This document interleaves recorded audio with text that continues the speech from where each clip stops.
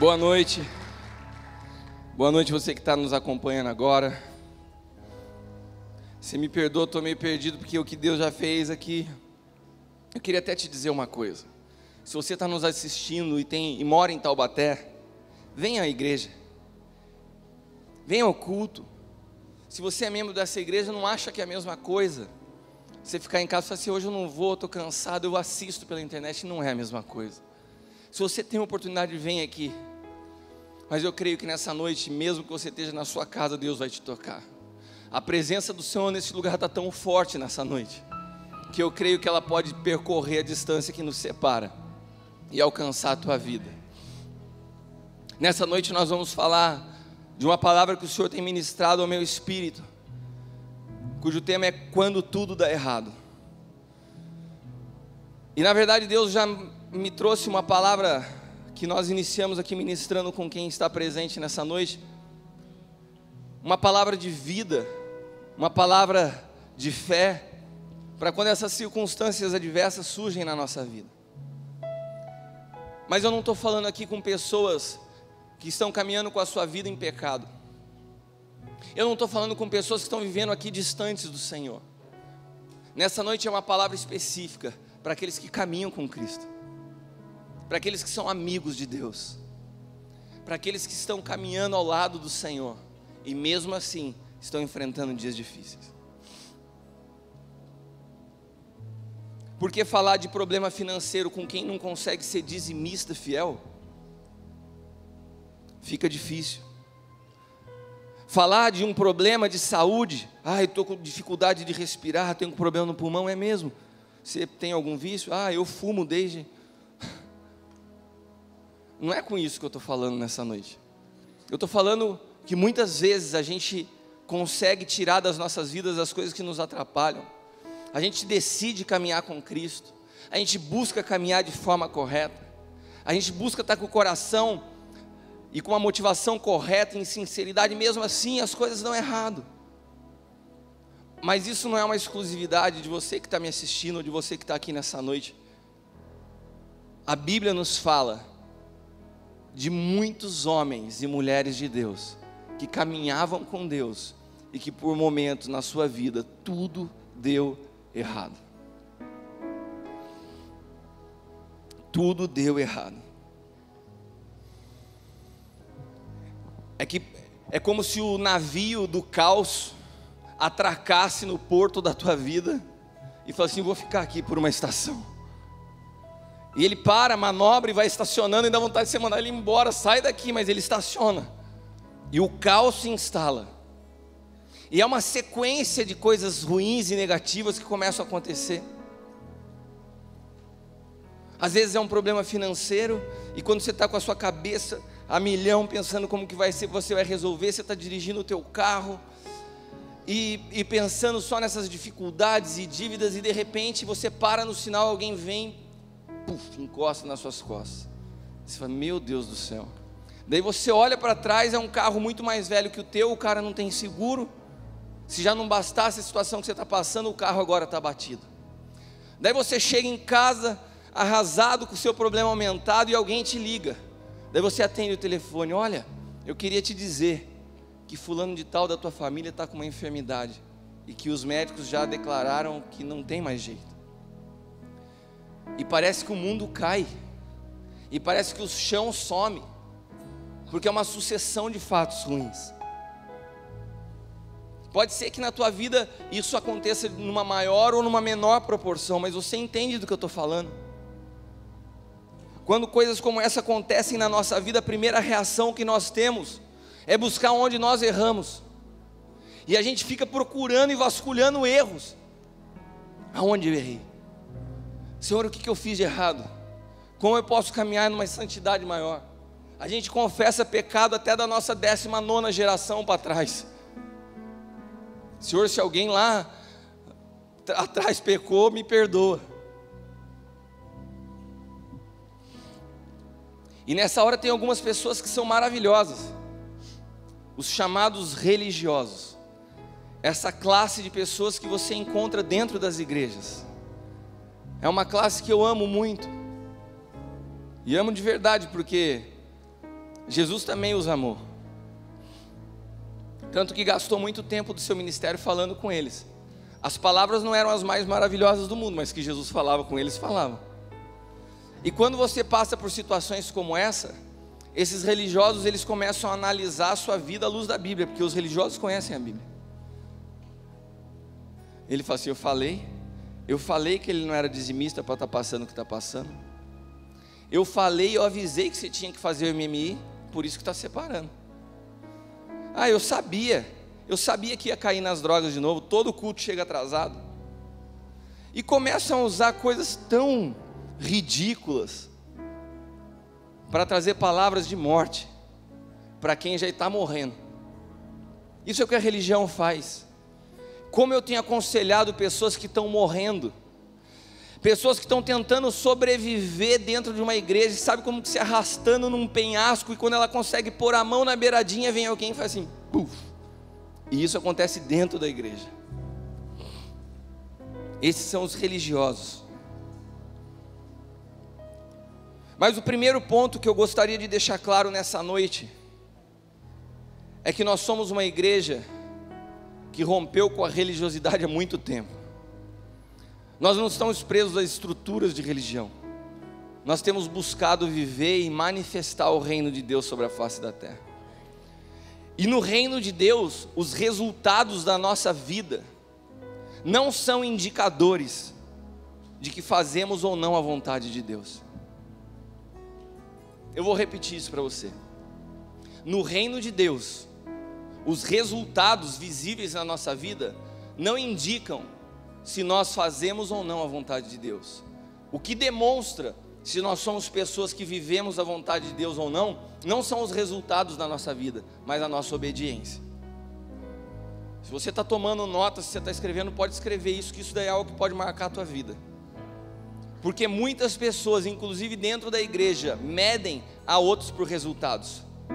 Existem muitos cristãos que medem a vida de ministérios por resultados.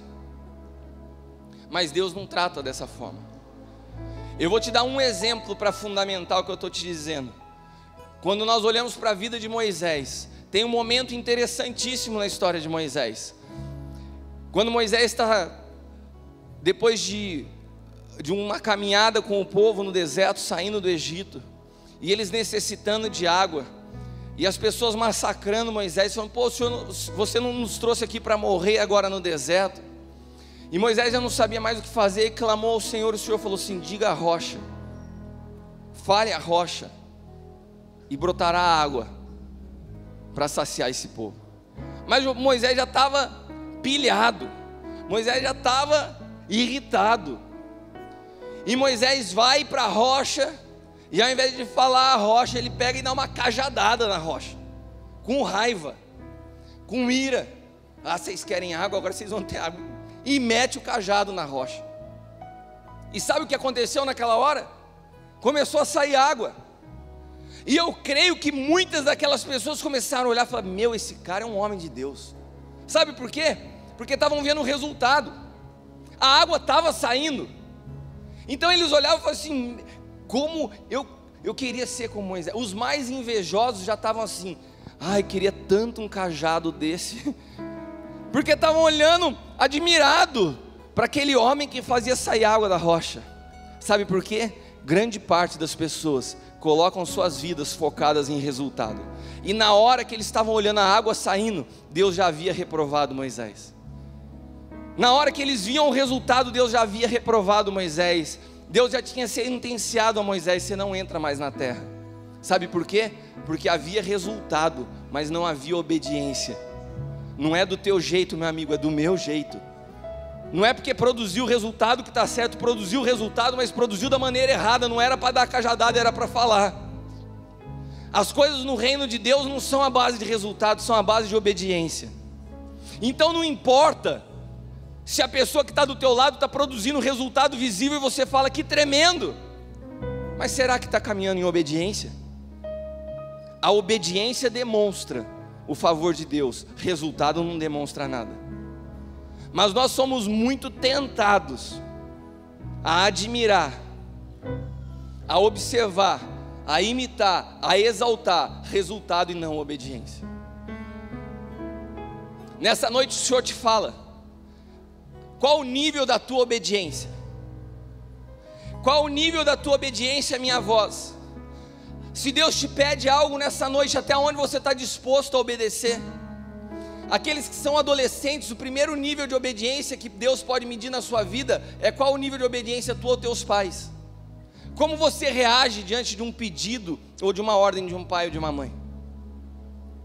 Tem adolescente que é muito espiritual na hora do culto, mas na hora que um pai fala assim: filho, por favor, vai arrumar sua cama. Pai. Mas na hora do culto levanta a mãozinha, fecha o olhinho, e um resultado na aparência dos outros que é um adorador, mas a obediência é mais importante que o resultado que é visível. Qual o teu nível de obediência? Qual o nosso nível de obediência? Será que nós estamos caminhando em obediência ou estamos produzindo nas nossas vidas a famosa inveja santa? Ai, queria tanto pregar a palavra, queria tanto ser um ministro de louvor, queria tanto fazer parte do ministério tal, queria tanto ser conhecido, queria tanto ficar famoso, queria tanto. Eu já ouvi pessoas assim: queria tanto pregar em tal lugar. A caminhada com Cristo não trata somente de abandonar coisas erradas nas nossas vidas. Caminhar com Cristo é muito além do que você deixar coisas erradas na sua vida. Isso é só o primeiro passo. Caminhar com Cristo trata da manifestação dele através de nós, de uma forma que é única. E isso depende da obediência que recebemos o comissionamento que ele nos dá. Eu vou repetir isso para você. Caminhar com Cristo é muito mais do que deixar coisas erradas na nossa vida. Caminhar com Cristo é a nossa disposição em manifestar a Ele ressuscitado, através de uma obediência, porque o meu comissionamento é único e diferente do seu comissionamento. E quando eu entendo o meu chamado, e quando eu entendo o meu papel no reino, é impossível ter inveja, é impossível eu querer a posição de outra pessoa, porque eu sei o que Ele me chamou para fazer, e para Ele não importa a grandeza do que eu faço, importa a obediência com que eu tive em fazer, sejam coisas grandes ou pequenas. A religião confunde essa visão e produz sempre o foco em resultados. É posição de destaque, é título, é a influência que nós exercemos, é a maneira como nós nos comparamos a outros, é a maneira como nós comparamos os resultados da nossa vida com os de outros. Por que as coisas dão certo para mim? Por que as coisas não dão certo para mim e dão para ele? E a parábola dos talentos nos fala sobre isso. Mateus 25, do 14 e do 15 diz assim: porque isto também é como um homem que, partindo para fora da terra, chamou os seus servos e entregou-lhes os seus bens. E a um deu 5 talentos, e a outro 2, e a outro 1, a cada um segundo a sua capacidade, e ausentou-se logo para longe. O talento pode ser comparado também nas nossas vidas a níveis de autoridade que o Senhor nos concede. O talento pode ser comparado nas nossas vidas a responsabilidades que o Senhor nos confia, aos dons. E fica claro na parábola que uns sempre vão receber mais do que o outro. Uns vão receber mais autoridade, uns vão receber mais dons. Mas isso não quer dizer que esses que recebem mais são maiores. Sabe por quê? Porque tem uma frase de Jesus nessa parábola que é tremenda. Quando ele chama aquele a quem ele deu 5, e aquele cara volta com 10 que ele produziu, ele fala assim: muito bem, servo bom e fiel, entra para o gozo do seu Senhor. Essa foi a frase, essa foi o elogio, esse foi o prêmio daquele que recebeu 5, amém? Muito bem, servo bom e fiel, entra para o gozo do meu Senhor. E o que aconteceu com aquele que recebeu 2? Ele multiplicou por 4, muito menor, menos da metade do primeiro. E sabe o que Jesus falou para ele quando ele chegou? Muito bom, servo bom e fiel, entra para o gozo do meu Senhor. O que o que recebeu 5 recebeu de diferente daquele que recebeu 2? Qual foi no final da história, quando o Senhor julgou os 2, a diferença de um outro? Nenhuma. Porque Deus não mede os resultados visíveis, Deus mede a obediência com aquilo que nos foi confiado. Aquele que recebeu 1, ele cometeu um erro gravíssimo, que foi desprezar o que recebeu, por achar que era menor que o que recebeu 5 e o que recebeu 2. Quando nós não temos uma visão de reino, nós comparamos a nossa vida com a de outros. Eu vejo muitos ministros que são frustrados dentro das igrejas. Eu vejo muitas pessoas invejosas dentro das igrejas, porque não entendem que receberam 2 e não 5, e ficam se cobrando e buscando por que ele tem 5 e eu não. Porque você recebeu 2, cabeção, e se você recebeu 2, faça bom uso dos 2, e você vai ser premiado como o que recebeu 5.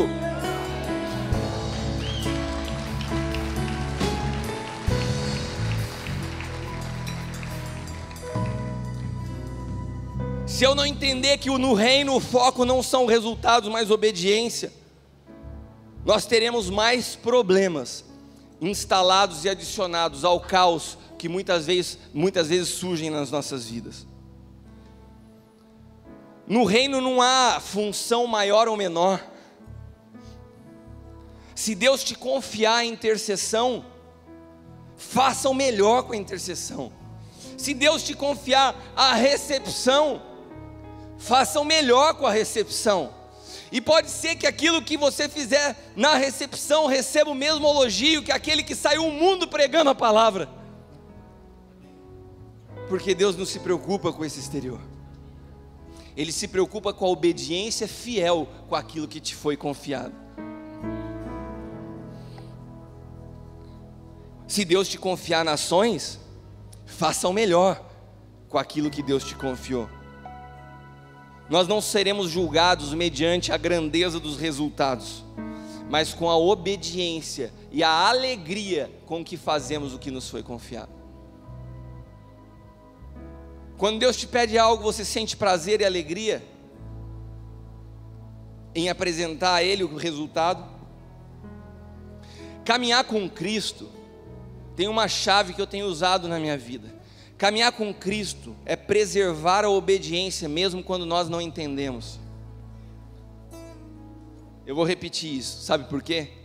Porque eu tenho visto muita pessoa crítica, muita pessoa que julga, muita pessoa que manipula, muita pessoa que sai da igreja, muita pessoa que fala que vem na igreja só de corpo presente, mas eu não gosto do que fala aqui. Sabe que aqueles que alegram o coração do Pai são aqueles que conseguem continuar caminhando mesmo quando não entendem. Isso se chama obediência, sabe por quê? Porque nem eu e você vamos entender tudo nunca. A nossa mente é muito limitada para alcançar a mente de Deus. O que nós conseguimos ter é porque Ele nos confiou a mente de Cristo, então nós temos reflexos, muitas vezes nós acessamos revelações, e não são nossas, são dele, por isso que não tem mérito algum em nós. Isso se chama graça. Mas quando você procura entender tudo para depois obedecer, você desagrada. E você vai continuar sempre patinando na sua vida. Mesmo quando pareça que aparentemente você está perdendo, obedeça. Mesmo quando tudo está escuro.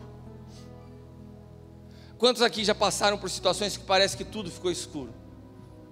Que parece que uma nuvem negra baixou, você não consegue enxergar um palmo do que vai ser o teu amanhã. Quantos já enfrentaram dias de trevas na sua vida? Dias de escuridão? Eu estou vendo um montão de mão levantada, e pode ser que você esteja me assistindo agora e isso seja uma realidade na tua vida. Dias de escuridão, dias onde a gente não consegue entender, dias onde tudo dá errado. Mas eu quero te dizer uma coisa: é possível continuar caminhando na escuridão. Existe uma palavra que Deus me mostrou, enquanto Ele me dava essa mensagem, Deus me mostrou essa palavra como uma arma, como uma ferramenta, como um acessório de guerra. Essa palavra se chama perseverança. E é interessante que Deus tem me levado a palavras simples, mas numa profundidade de entendimento que tem mudado a minha vida, que tem mudado a maneira de eu acordar e de eu enfrentar os meus desafios. A semana, não sei se foi passada ou retrasada, que eu ministrei sobre esperança. Aquela palavra, prisioneiros da esperança, é algo que não sai mais do meu espírito, como o apóstolo Hélio também disse. E essa palavra perseverança, eu sei que também vai impregnar o teu espírito, porque ela é como uma arma para os dias escuros. Sabe o que Deus me mostrou? Vocês já viram nos exércitos uma arma recente? Eu acho que a primeira vez que foi utilizada, inclusive, foi no ataque dos Estados Unidos no Iraque, há muitos anos atrás. Os óculos de visão noturna. Os caras vão atacar territórios e de repente eles colocam um óculos que tem a capacidade de produzir luz através da temperatura do corpo. Então eles conseguem detectar onde tem calor, e com isso eles geram uma luz verde, e a pessoa consegue enxergar à noite. Uma tecnologia que vem cada dia mais se tornando mais apurada, mais precisa. E o Senhor me falou: a perseverança é como você colocar esse óculos em dias de escuridão. A perseverança é um acessório que eu coloco sobre você quando tudo está escuro, e que te capacita e que te possibilita continuar caminhando, mesmo quando está só trevas à nossa volta. Essa palavra se chama perseverança. Eu não estou enxergando, eu não sei para onde eu ir, mas tem algo que me impulsiona a continuar, passo por passo, dia após dia, me movendo. Eu não fico parado, eu consigo ver mesmo em meio às trevas que existe uma luz, que existe uma possibilidade, que Deus vai fazer. Eu continuo crendo, eu continuo avançando, e um dia, quando menos nós esperamos, Deus abre e descortina diante dos nossos olhos, e a resposta estará mais perto do que você imagina.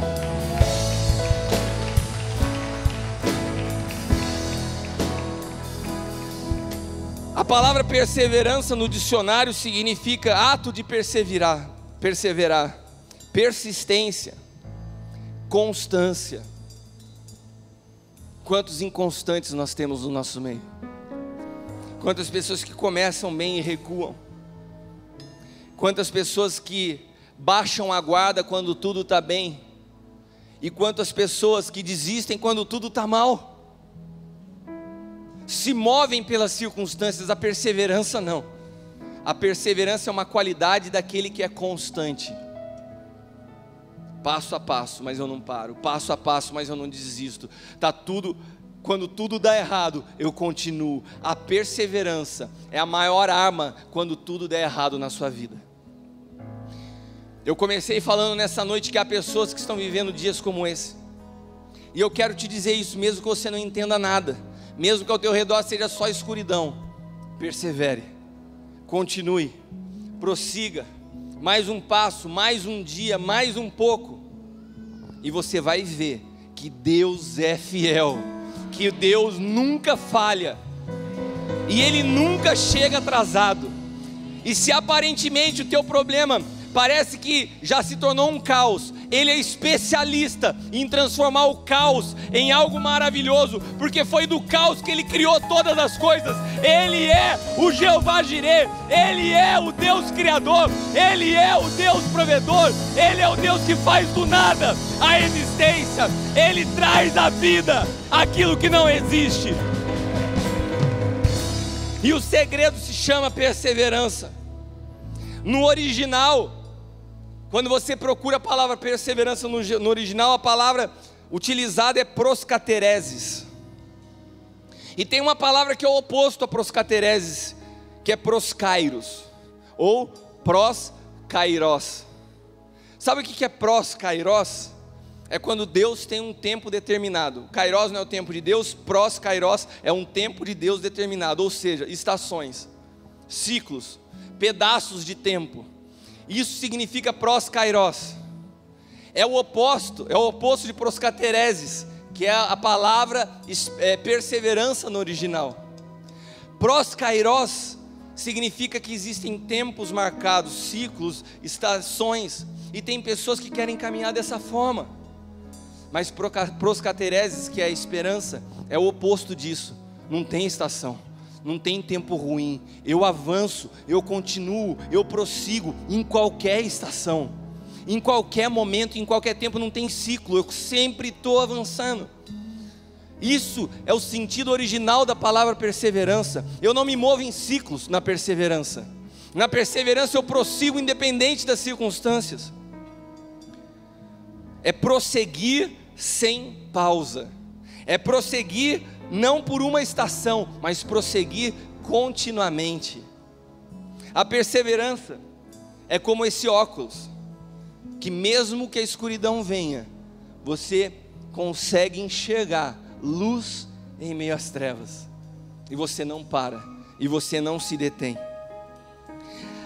Você sabe que a Bíblia, ela compara o homem, o homem que eu falo H maiúsculo, o homem e a mulher, com as estrelas. Sabia disso? Tem várias palavras, uma delas é quando Deus fala a Abraão que daria a ele filhos. Olha, Abraão, olha para o céu, está vendo essas estrelas? Se você puder contar as estrelas, assim vai ser a sua descendência. Deus estava falando de pessoas, Deus estava falando de uma comparação com as estrelas. Eu quero te dizer uma coisa, que pode parecer óbvia, mas pode ser que você nunca tenha pensado. As estrelas só podem ser vistas na escuridão. As estrelas não brilham sem escuridão. Sabe o que eu quero te dizer nessa noite?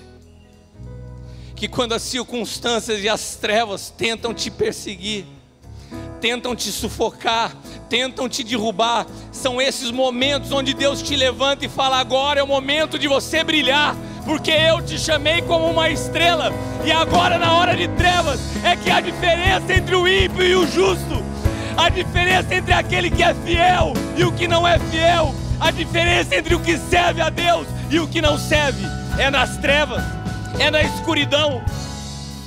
Não tenha medo da escuridão, não tenha medo dos dias de trevas. Esses são dias que Deus preparou para que Ele possa manifestar a glória dEle sobre a tua vida. Esses são os dias que você vai brilhar como uma estrela, porque nós somos semelhantes a Ele. Ele nos falou isso. O Deus Criador, que é especialista em caos, está preparando um cenário para manifestar o brilho e a glória dEle através da sua vida. Amém? Veja a história de Jó. Veja a história de Jó. Jó possivelmente foi o primeiro livro escrito na Bíblia. Estudiosos falam que o livro de Jó foi escrito antes de Gênesis. Um homem que era fiel, um homem abençoado, um homem que, assim como Marta, era amigo de Deus. Um homem aonde a própria Bíblia relata que Deus olha para ele com admiração. Deus coloca um sorriso no rosto para falar de Jó. Já viu meu servo Jó? Homem fiel, íntegro, reto de coração. Isso não foi o homem que falou de Jó, foi o próprio Senhor. E esse homem, num só dia, perdeu tudo.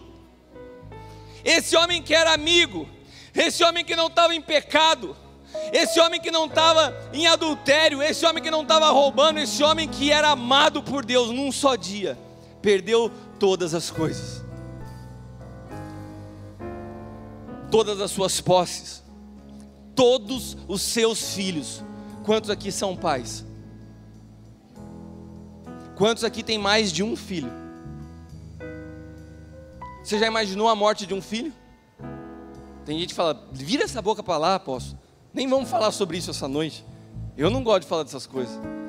Mas você já imaginou a morte de um? Imagina a morte de todos que você tem no mesmo dia. Foi essa leve e momentânea tribulação que passou sobre a vida de Jó. Perdeu tudo. Foi atacado por uma terrível enfermidade. E Deus foi tão tremendo na luta que esse homem passou, que arrancou tudo e deixou só quem? A esposa. Porque a esposa dele era uma bênção, a mulher. Tudo que era bom Deus tirou da vida dele, mas a mulher de Jó Deus deixou, só para falar uma frase para ele: amaldiçoa teu Deus e morre. Tem mulheres que são uma bênção. Tem mulheres que a gente aconselha como casal e a gente vê falar cada absurdo, cada atrocidade. Mulher, você foi criada por Deus para ser sábia. Você foi criada por Deus para medir cada palavra que sai da tua boca. Não seja como uma tola, mas edifique a sua casa com sabedoria. Um homem que está passando por situação que tudo está errado, a única coisa que ele precisa é de uma frase como essa, que Jó recebeu. E outra coisa que também ficou na vida de Jó, foi a esposa e foram os amigos. Um bando de religioso e fariseu, que começaram a cavocar pecado na vida de Jó. Ah, Jó, fala a verdade, vai. Fala a verdade, fala o que você fez aí. Conta pra gente, alguma coisa tem para Deus fazer isso na sua vida. Os amigos dele discutiam um com o outro para tentar adivinhar o que será que tem na vida dele. Será que é pornografia? Será que ele fica vendo videozinho do YouTube? Aonde que Jó que está errando? E eles ficavam discutindo para tentar provar a culpa. A Bíblia fala que até as crianças desprezavam Jó. Quantos aqui já passaram por situações na sua vida que você passa por humilhação e desprezo? Às vezes uma pessoa que te humilha e te despreza já é duro. Agora imagina toda a sua volta, todo mundo que te conhece, tua esposa, teus amigos, e a Bíblia fala que até as crianças. A molecada via, lá vem Jó. Lá vem, nem vão chegar perto, está em pecado esse cara. Está tudo descascando. Um falava, será que é lepra? Não sei, mas minha mãe falou para eu não ficar perto dele. Era assim a situação de Jó.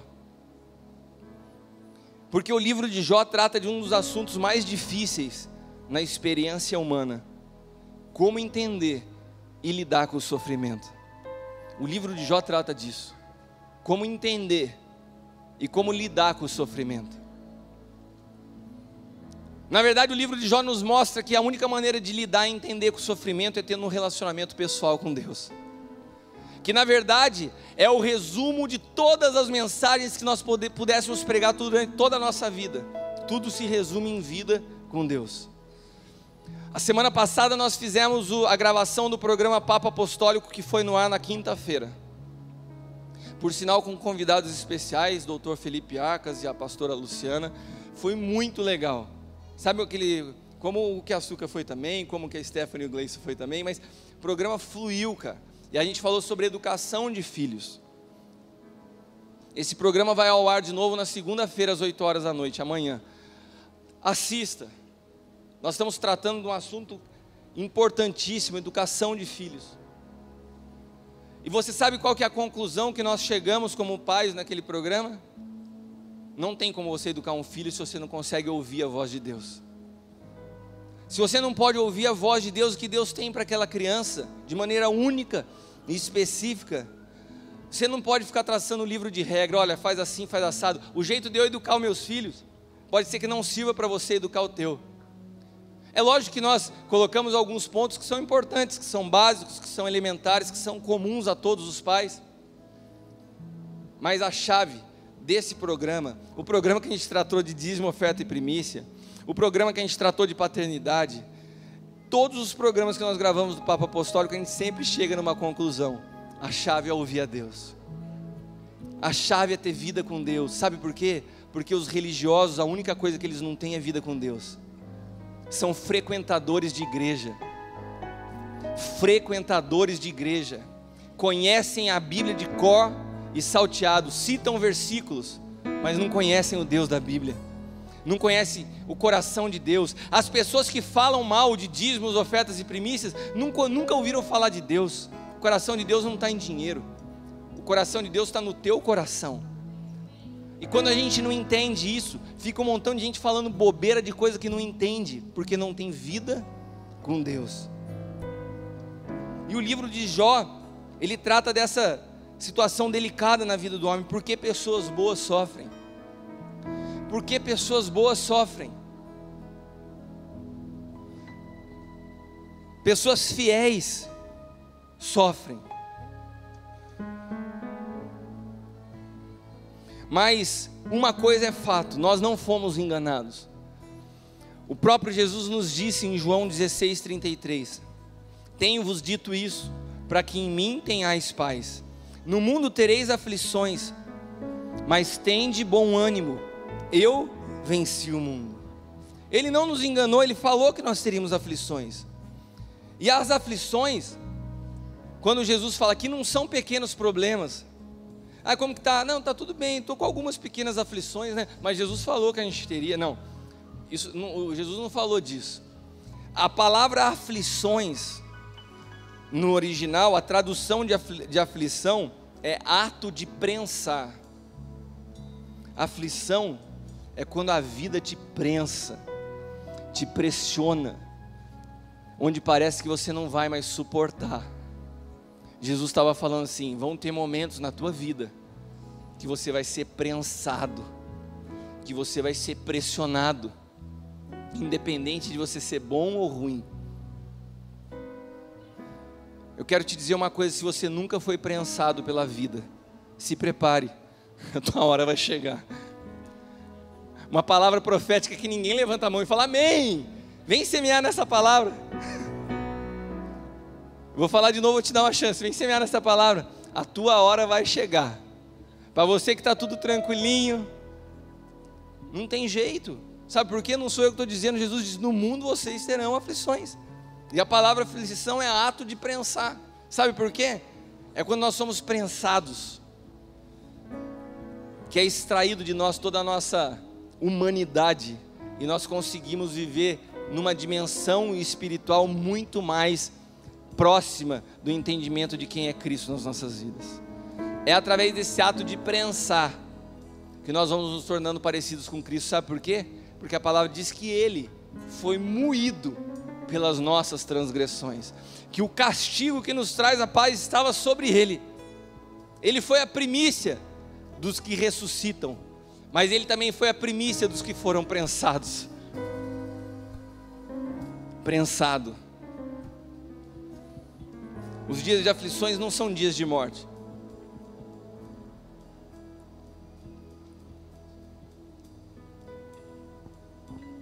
E esse texto faz menção exatamente do que eu estou querendo. Eu não vou dizer que eu estou querendo, do que o Senhor quer te dizer nessa noite. Jesus nos disse que no mundo tereis aflições, ou traduzindo, há momentos que tudo vai dar errado para vocês que estão no mundo. Só que não acaba aí. Tem uma palavra que faz toda a diferença, e preste atenção aqui comigo. Quando Jesus fala assim, no mundo tereis aflições, tem uma palavrinha que faz toda a diferença, porque Ele não acaba a pregação dele nisso. Repita comigo: mas. Olha para quem está ao teu lado e fala assim: mas.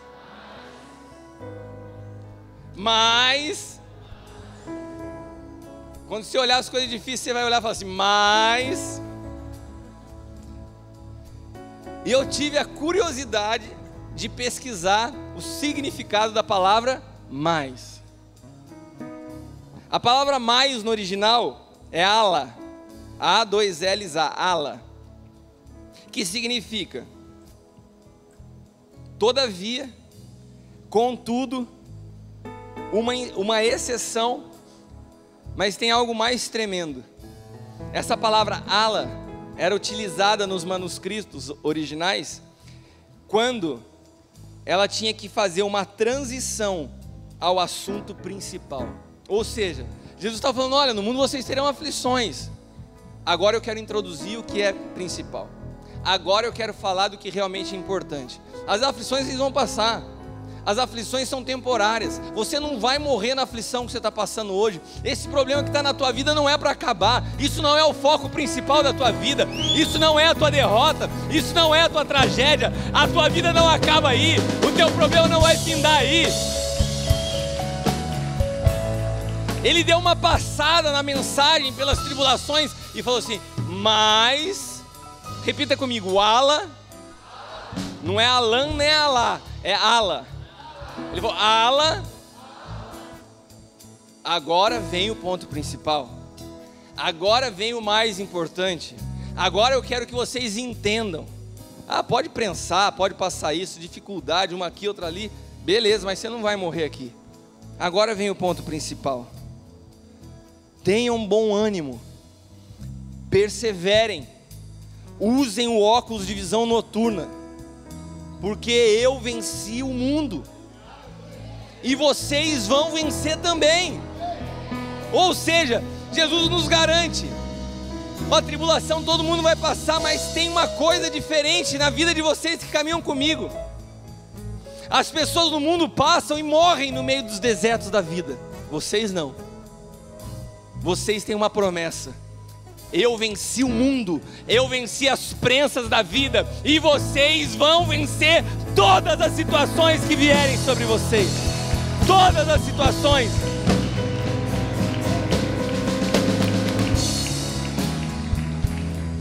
A palavra que Jesus usa aqui é Nikao. A palavra vence que Jesus fala aqui, eu venci, a palavra é Nikao. N-I-K-A-O. Sabe o que significa a palavra venci que Jesus usa aqui? Alguém que quando processado pela lei, de processo, de justiça, alguém que recebeu um processo, foi processado pela lei, venceu o caso e não dá mais chance para recurso. Jesus falou assim, eu venci o mundo e vocês vão vencer também. Mas não é qualquer tipo de vitória, é como um processo que passa por todas as instâncias, e quando chega na última instância você vence e fala assim, agora não tem mais jeito para recurso.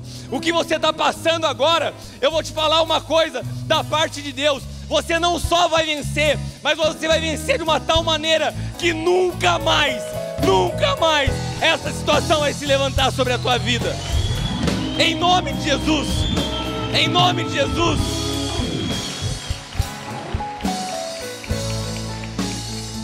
Isso não sou eu que estou te dizendo, a palavra fala. A própria essência da palavra nos diz isso. Repita comigo, Nikao. Nikao. Cheguei e venci na última instância. Satanás, o mundo, as pessoas não têm mais chance de recurso. Não podem reivindicar mais nada contra a tua vida. Não podem reivindicar mais nada contra a tua vida, Salomão. Sem recursos, sem chance. Ele venceu e Ele conquistou essa vitória para mim e para você. Eu não sei se isso não mexe com o teu coração, mas com o meu mexe.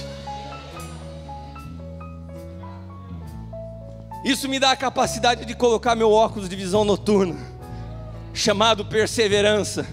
Olhar no meio da escuridão e começar a ver luz e olhar e falar, Nikao, Nikao, Nikao, Nikao. Ele venceu e eu e você vamos vencer também. Aleluia, aleluia. Deus está te dizendo nessa noite, veja além da escuridão, continue, prossiga. E eu te garanto que você sairá vitorioso dessa sentença que há contra a tua vida. Houveram homens na Bíblia que por anos também viram tudo dar errado. Isso não é um privilégio seu e meu. Moisés, a casa de Moisés caiu.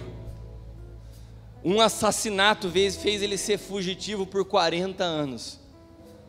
O cara saiu do bem bom do palácio e foi para o deserto pastorear as ovelhas do seu sogro. Por 40 anos fugindo. Por 40 anos, antes de se transformar num libertador, tudo deu errado na vida desse cara. Parecia que tudo que ele tinha sido preparado ao longo da sua vida tinha sido jogá-lo pelo ralo. Perdi tudo. Perdi minha reputação, perdi tudo que eu aprendi, todos os ensinamentos, não vai ser mais útil para nada. E a vida foi passando, e ele foi se transformando num velho, num senhor. E naquele momento onde parecia que ele estava já rejeitado, largado, esquecido, Deus falou assim, agora você está pronto, meu Moisés, para ser o meu libertador. José, o que dizer da vida de José? Tudo deu errado na vida de José. Ele recebe um sonho, e não foi fruto de uma dor de barriga, não foi fruto de mal-estar, ele teve um sonho de Deus. Repita comigo: o sonho de Deus. José viu o nosso ministério. José teve um sonho de Deus. E depois ele ter o sonho de Deus, ele se transformou num cara frustrado. Parecia que era loucura. Foi perseguido pelos irmãos, foi preso.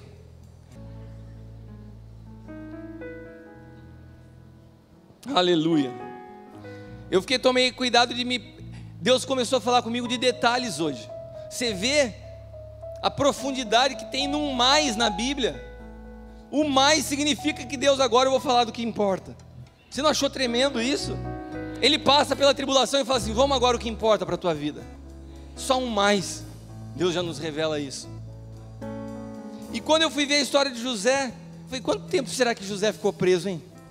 Será que foi 1 ano, 2 anos, 3 anos, que ele foi lá naquela expectativa de poder? Foram 14 anos. Repita comigo: 14 anos. Muitos de nós que estamos passando por lutas, que parece que está dando tudo errado, não estamos nem há 1 ano nisso. Pode ser que você tenha 2, pode ser que você tenha 3, pode ser que você já esteja 10 anos lutando. José passou 14 anos preso. As prisões daquela época, eu quero te dizer uma coisa: na época de José não tinha direitos humanos, meu amigo. Não tinha banheiro, não tinha comida quentinha, não tinha hora de tomar sol. A prisão era barra pesada. Você imagina que o cara fazia suas necessidades no mesmo lugar que ele dorme? Era assim que José vivia. E isso não foi por 1 mês, isso não foi por 1 ano, isso foram 14 anos de alguém que tinha uma promessa de Deus. Não era de um pecador, não era de um tranqueira, era de um homem com uma promessa. 14 anos preso, humilhado. E Davi foi ungido rei, depois de enfrentar leão, depois de enfrentar urso, depois de enfrentar tanta coisa, foi ungido rei. Eu acho que Davi naquele momento pensou assim: agora as coisas vão melhorar, né? Estava dando tudo errado na minha vida, mas agora vai melhorar, eu fui ungido rei. Daí Saul começa a perseguir ele. Sabe quanto tempo demorou a perseguição de Saul a Davi? Repita comigo: 14 anos. Deus tem algo com 14. José ficou 14 anos preso. Davi, por 14 anos, teve que estar fugindo. Ele ia fugindo do seu propósito. Calma aí, Deus, mas o Senhor me chama para ser rei, eu tenho que estar fugindo de Saul. Calma aí, cara, só um pouquinho. São só 14 anos. Nós estamos no ano de 2014. E esse ano é um ano profético nas nossas vidas. Porque nesse ano se encerra um tempo de fuga. Nesse ano se encerra um tempo de perseguição. 2015 vai ser um ano que vai marcar a história da tua vida. 2015 é um tempo onde os sonhos de Deus se manifestam sobre a face da terra.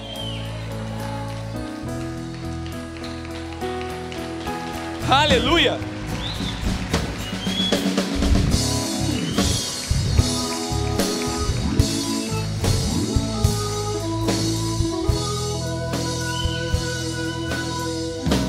Nós precisamos aprender isso, que quando tudo der errado na sua vida, ainda não é o fim.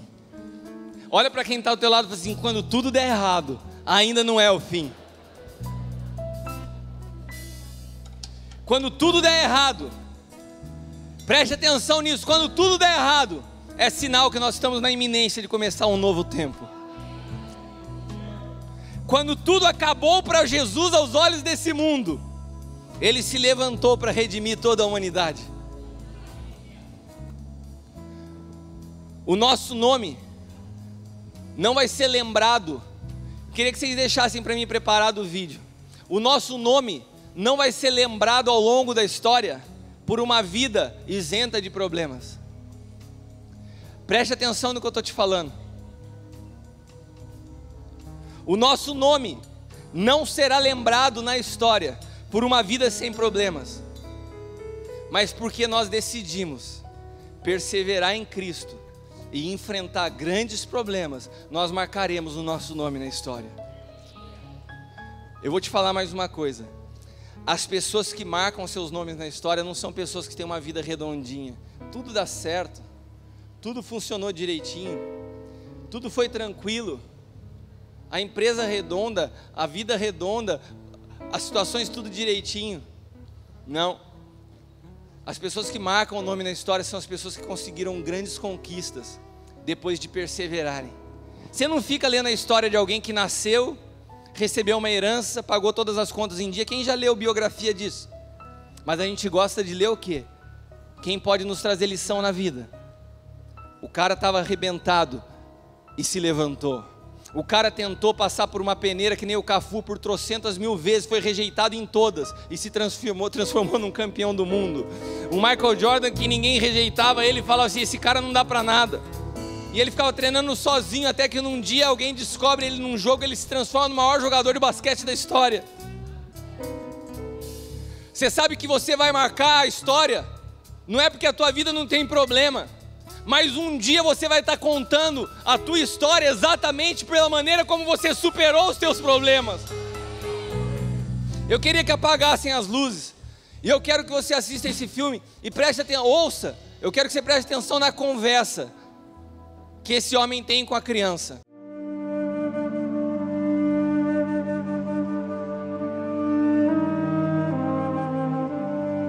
Não quero ver outro massacre. Vamos resolver esta guerra à moda antiga. Seu melhor guerreiro contra o meu.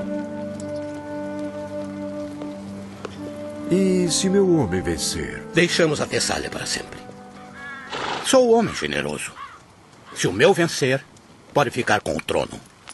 Mas a Tessália fica sob o meu comando para lutar sempre que eu convocar.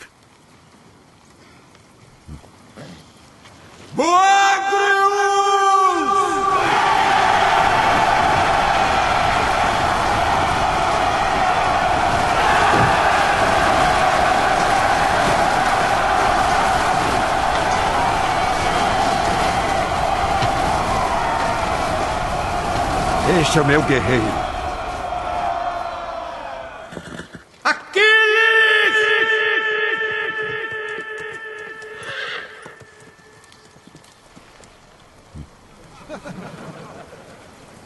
Boagrius faz esse efeito em muitos heróis. Cuidado com quem insulta, velho rei. Meu rei, Aquiles não está com o exército. Onde ele está? Mandei o menino atrás dele.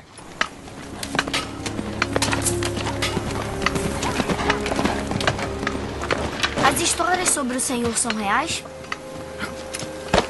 Dizem que sua mãe é uma deusa imortal. Dizem que não pode ser morto. Então eu não usaria o escudo. O Tessálico que vai lutar com o senhor, ele é o maior homem que eu já vi. Eu não lutaria com ele. Por isso que seu nome nunca será lembrado.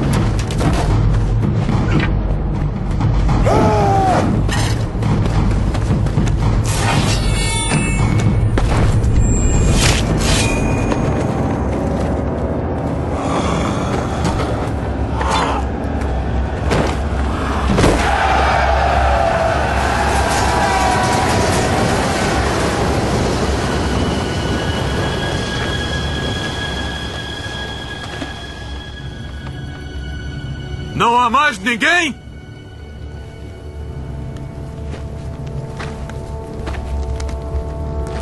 Não há mais ninguém!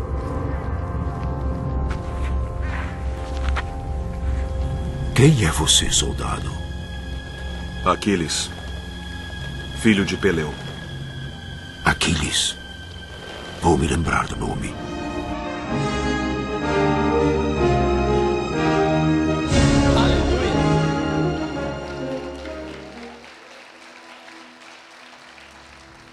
Se coloque de pé. Eu queria que você fechasse os teus olhos e imaginasse quais são os teus problemas hoje. Qual o tamanho dos teus problemas? Qual a grandeza daquilo que te afronta? Nessa noite o Senhor te disse que Ele te dará vitória. Nessa noite o Senhor te disse que todas as situações, por maiores que sejam sobre a sua vida, já tem um decreto de vitória, uma sentença que não pode ser revogada. Não há como recorrer contra a vitória que Deus já te deu. E sabe o que vai acontecer depois que você vê todos os inimigos? Eu estou falando aqui de todos os demônios, principados e potestades que têm tentado aproveitar da fragilidade dos problemas que você está passando para te destruir. Você vencerá cada um deles. E quando acabar o último, você vai olhar para eles e vai falar: não há mais ninguém! Não há mais ninguém! Feche os seus olhos e grite comigo: não há mais ninguém! Não há mais ninguém! Aplauda o Senhor! Aleluia! Aleluia! Pode se sentar. E quando perguntarem o teu nome, você vai falar: quem é esse? De quem é essa história? É a história do Anderson, filho do Deus vivo. Aquiles, filho de quem? Não, aqui todos nós temos o mesmo pai. É o Salomão, filho do Deus vivo, que um dia Deus transformou a história e fez dele um vencedor. Quem? O Gerson? Que Gerson? O filho do Deus vivo. E eu vou te dizer, está perto de nós dizermos: não há mais ninguém. Não há mais ninguém. Porque eles não podem resistir a um decreto que vem do Senhor. E esse decreto já foi liberado sobre a minha vida e sobre a sua vida. Não há mais ninguém. Todos que seguem a Cristo, passarão por momentos assim. Eu não sei o que está dando errado na sua vida hoje, mas eu sei que isso fará parte de uma história de vitória amanhã. A palavra nos diz que antes de nós sermos formados no ventre das nossas mães, o Senhor já nos conhecia. Ele escreve com suas mãos cada capítulo da nossa história. Pode ser que o capítulo que você esteja vivendo hoje seja uma história de dificuldade. Pode ser que esse capítulo do livro da tua vida. Você sabia que a Bíblia fala que existe um livro da tua vida? Você sabia? Isso é literal. Isso é mais do que literal, isso é real e concreto. No mundo espiritual existe um livro da tua vida. E pode ser que o capítulo atual desse livro seja um capítulo de dificuldade. Pode ser que sejam os maiores conflitos da tua história sejam agora, Hudson. Mas só que existe uma coisa: esse livro ainda não acabou. Você está escrevendo essa história. E o que Deus quer fazer nessa noite é fazer com que você vire a página que você está vivendo hoje. Deus quer fazer que nessa noite você salte para o próximo capítulo. Porque se esse capítulo da história da tua vida é um capítulo de dificuldade e derrota, eu quero te dizer que a história do teu livro não acaba assim. E que o próximo capítulo está escrito que a tua vitória já foi decretada. Que o Senhor conquistou na cruz a tua vitória. Nessa noite, o Senhor te convida a virar o capítulo da história da sua vida. Se coloque de pé. Se coloque de pé. Uou! Oh! Xeriandalabas, xuriandalabas, teriandalabas.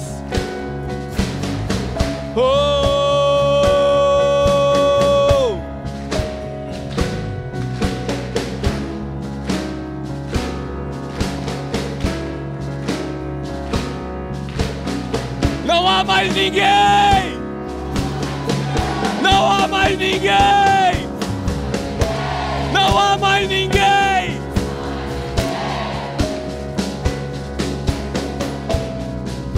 Eu declaro agora no mundo espiritual, a todo principado, a toda potestade, que há uma sentença sobre as nossas vidas. Ele venceu o mundo. A palavra é Nikao. E esta vitória está sobre a minha vida, está sobre esse povo. E nós declaramos nessa noite que aqueles que nos perseguiam não perseguirão mais. Nós declaramos que uma página será virada nessa noite. E eu quero decretar profeticamente: não há mais ninguém! Uou!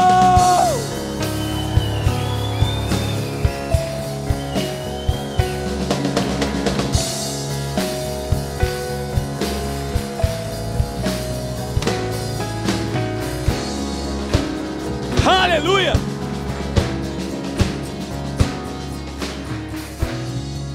Nessa noite, você que precisa perseverar em meio aos grandes problemas, você que não conseguia ver que a escuridão é uma oportunidade para você começar a brilhar, que você estava com medo, você que estava pensando em desistir, nessa noite o Senhor te coloca um óculos de visão noturna. Deus te faz enxergar em meio às trevas da tua vida que há a solução, que há uma vitória.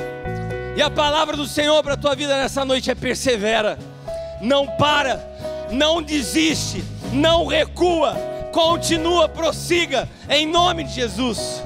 Aqueles que querem profeticamente colocar esse óculos e sair daqui com uma nova visão, sai do seu lugar e vem aqui à frente.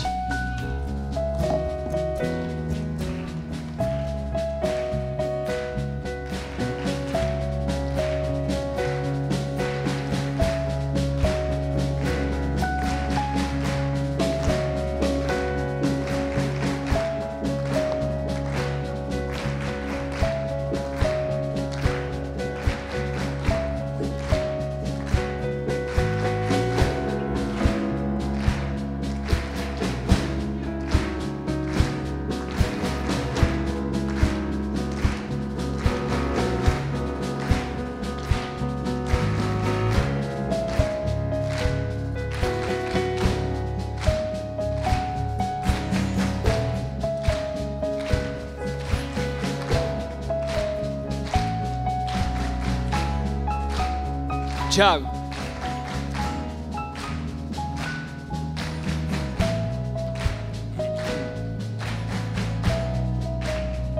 fica aqui com ele. Fica aqui, só quero que ele fique aqui de forma profética.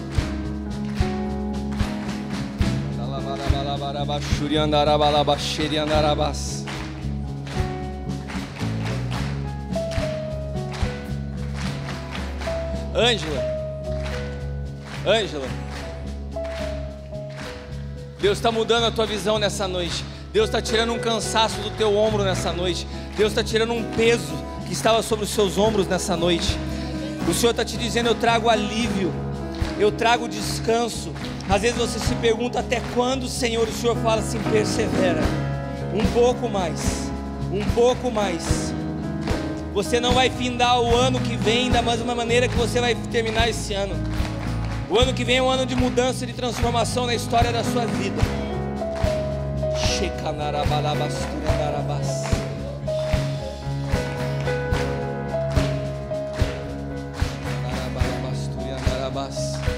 Continue marchando, persevere, persevere.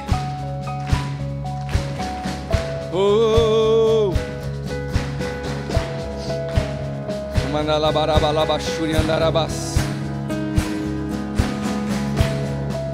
Mandarabalabachuri candarabas.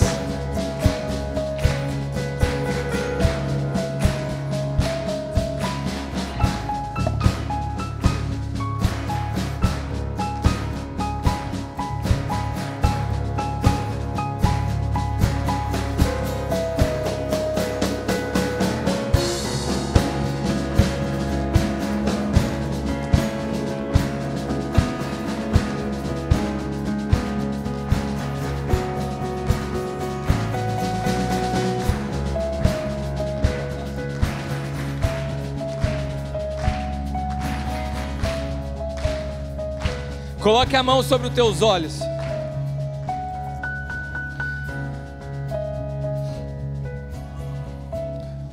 O Senhor nessa noite vai arrancar toda a incapacidade de ver. O diabo tem tentado nos cegar. O diabo tem tentado confundir a nossa visão nos últimos dias. O diabo tem trazido tanta pressão e tanta escuridão que para muitos tem sido difícil crer que é possível uma mudança. Mas nessa noite o Senhor está profeticamente arrancando os teus olhos das trevas. Então quando eu contar até 3, você arranca os teus, profeticamente, como se você estivesse arrancando lentes dos teus olhos. E depois nós vamos colocar essa nova visão, capaz de enxergar. E você vai sair daqui com a tua perseverança renovada, as tuas forças renovadas. 1. E todas as trevas se dissipam. 2. E todo temor vai embora. 3. Arranca. Amém. Levante as suas 2 mãos ao alto, como se você estivesse recebendo algo. Meu irmão, eu não estou brincando. Deus está nos dando a capacidade de enxergar nessa noite além das trevas, além das circunstâncias. O óculos de alguns é muito grande, fecha mais a sua mão para você receber aí, senão ele vai cair no meio da sua mão. Ele tem mais ou menos o tamanho do teu rosto. Então segura ele assim, ó. Quem está te dando isso nessa noite não sou eu não tenho poder para isso. Mas o Senhor está entregando para você um óculos capaz de olhar além das trevas, capaz de ver no meio da escuridão. Aquilo que ninguém vê, você vai conseguir ver. Novas ideias, novas estratégias. Da mesma maneira eu vou contar até 3 e você vai colocar esses óculos sobre os teus olhos. 1. Eu profetizo um novo tempo sobre a tua vida. 2. E eu declaro uma nova visão sobre a tua vida. 3. Coloca o óculos agora. Sheika narabalaba sheria narabas. Continue marchando. Continue marchando.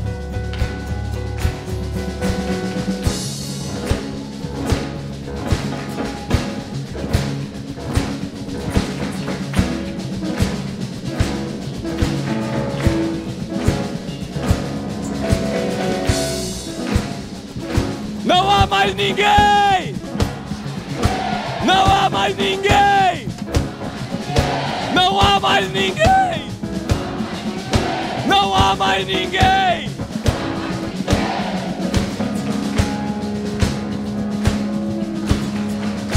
Há alguma coisa que impede a tua vitória nessa noite? Você consegue ver alguma coisa à tua frente que impeça o Senhor de cumprir a promessa dele sobre a tua vida? Então repita comigo: não há mais ninguém.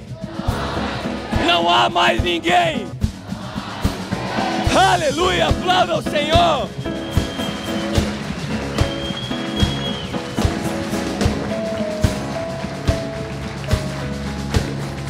Mineiro, Pai amado, nessa noite nós declaramos, Pai amado, que um tempo novo venha sobre as nossas vidas.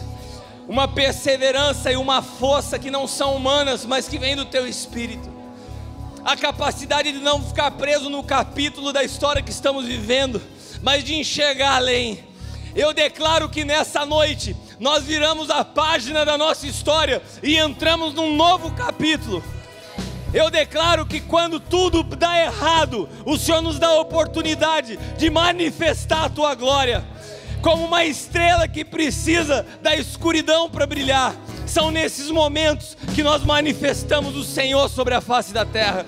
E eu declaro que em cada dificuldade de cada pessoa nesse lugar, ou de cada pessoa que nos acompanha pela internet, há uma possibilidade de o Senhor se manifestar. E eu declaro que o Senhor começa hoje se manifestar, se revelar, demonstrar o Teu brilho na vida de cada um de nós nesse lugar. Que possamos nos levantar amanhã com as nossas forças renovadas, dispostos a perseverar, a olhar além das circunstâncias e saber que o Senhor já tem um decreto de vitória sentenciado a favor das nossas vidas, em nome de Jesus. E aquele que crê, diga amém. Aleluia. Aplauda o Senhor. Pode voltar para o teu lugar.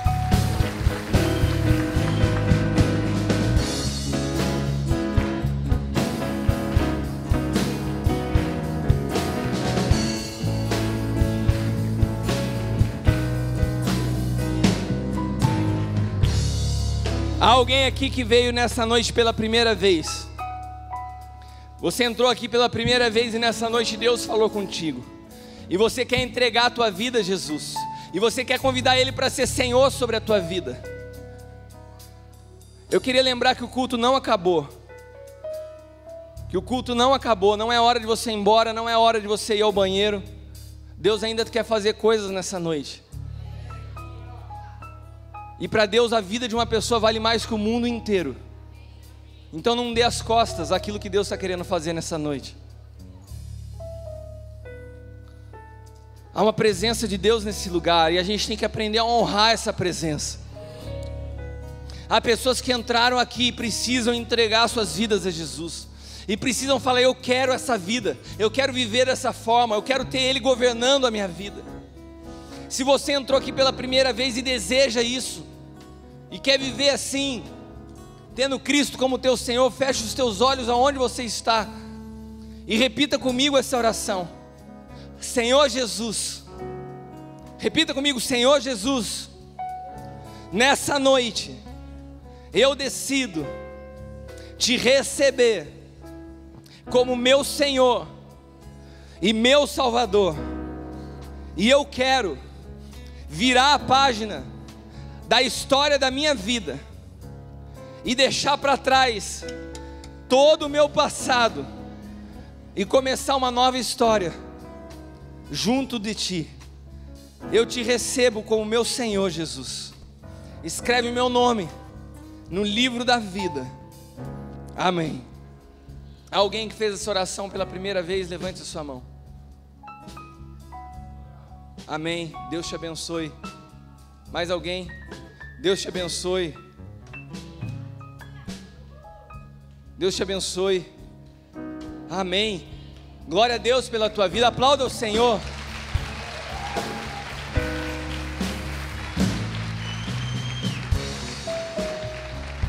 Eu queria pedir para você que levantou tua mão e fez essa oração nessa noite pela primeira vez, que você viesse aqui. Eu vou pedir para alguns ministros orarem por você de uma forma especial.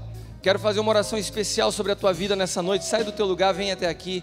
Queria pedir para que um ministro, pode ficar aqui embaixo mesmo, que 2 ministros possam estar orando com eles.